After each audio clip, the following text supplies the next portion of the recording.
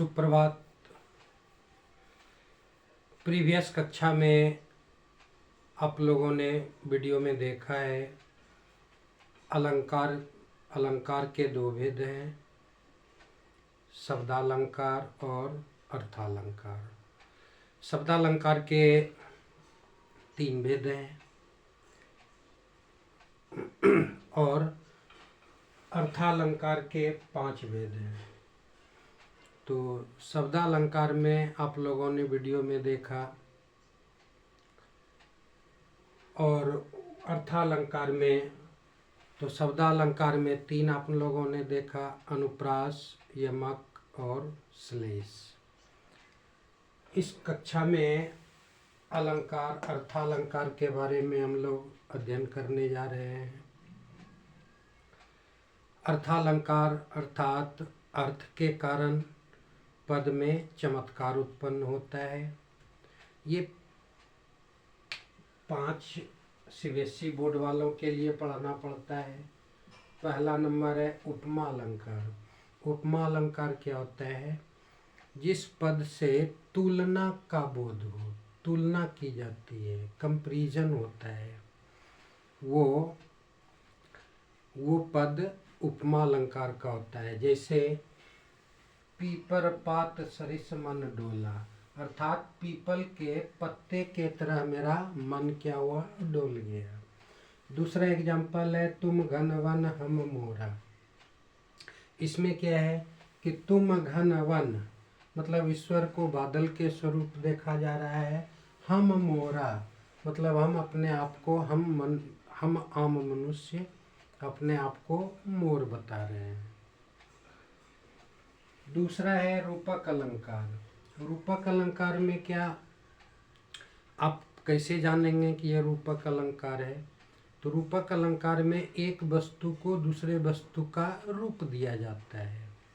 रूपक में एक वस्तु दूसरे वस्तु का रूप दिया जाता है। जैसे काजल की रेखा है खजूर की।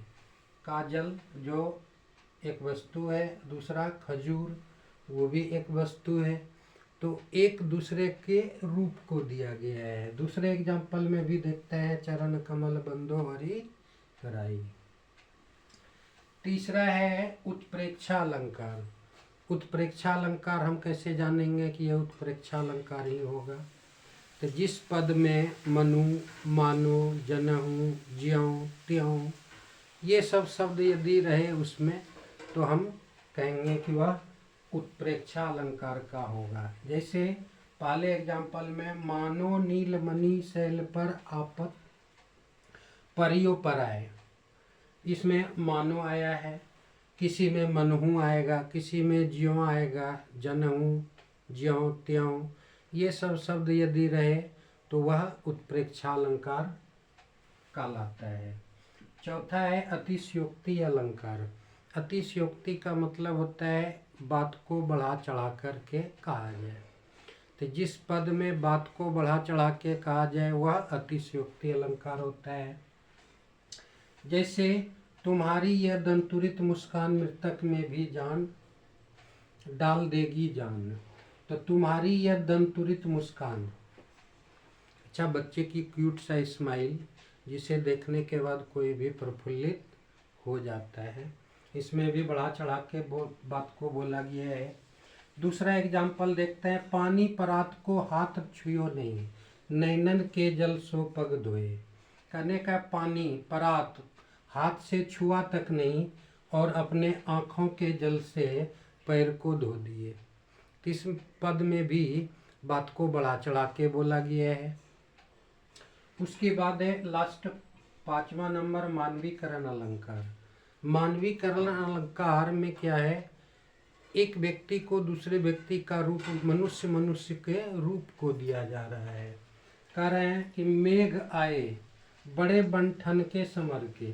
किसी वस्तु को या व्यक्ति को सजीव का रूप दिया जाता है, निर्जीव से सजीव का रूप दिया जा रहा है। यहाँ तो मेघ आए निर्जीव है, बंठन के समर के अर्थात जिस प्रकार एक पाहुन बंठन के संवर के जाते हैं ससुराल, ठीक उसी प्रकार मेघ को किसान जो है बुला रहे हैं धरती पर, और वो बन ठन के आ रहे हैं, मतलब मनुष्य के रूप में आ रहे हैं।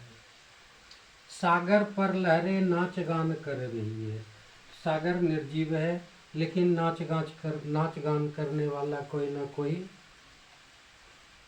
सजीव होगा। तो यह वाक्य भी मानवीकरण अलंकार का उदाहरण है। उम्मीद है आप लोगों को अलंकार समझ में आई होगी। यदि किसी को अलंकार में कोई पॉइंट में प्रॉब्लम हो, किसी भी भाग में भेद में, आप कमेंट में बॉक्स में कमेंट कीजिए। हम आपको वीडियो उसी पॉइंट पर फिर बना के आपको भेज देंगे। वीडियो को देखने के लिए धन्यवाद। Thank you.